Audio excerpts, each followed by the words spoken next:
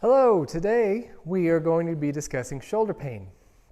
Some of the current thinking around shoulder pain, what research has to say about shoulder pain, hopefully answer some common questions around shoulder pain, and give you a good idea of how to progress, meaning make your shoulder feel a little happier, with some simple guidelines.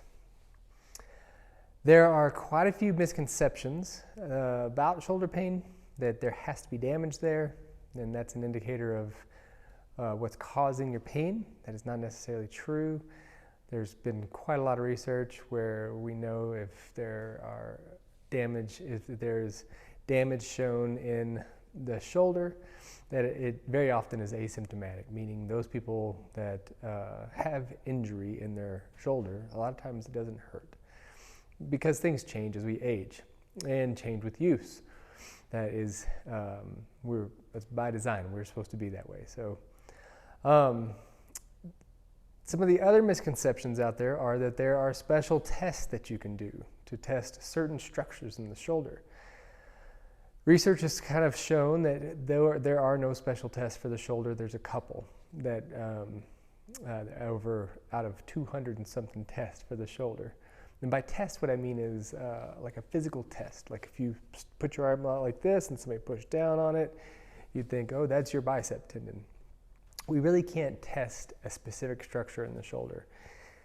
Imaging is a different story. So if you had images done on your shoulder, that's a different story. You can see damage, but even then, it doesn't explain pain a lot of times because, like I said, a lot of times folks can have those changes in their shoulder and have zero symptoms, meaning their shoulder feels great. So it just might mean that a lot of people have changes in their shoulder. In fact, we're going to attach some research to this shoulder progression.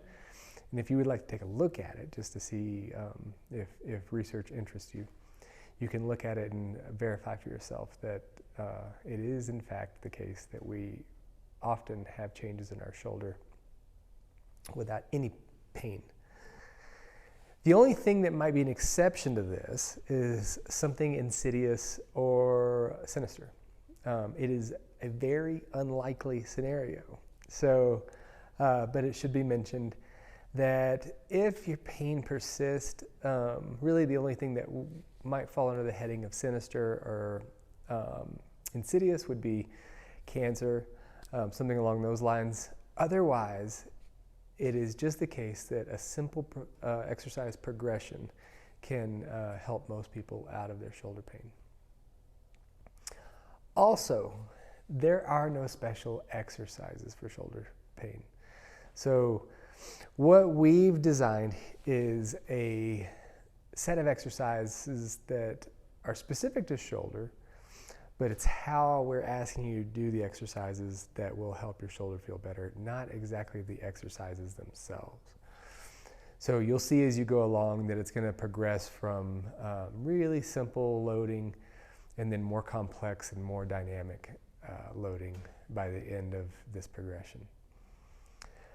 Well, hopefully this has answered some of your questions and some of your concerns.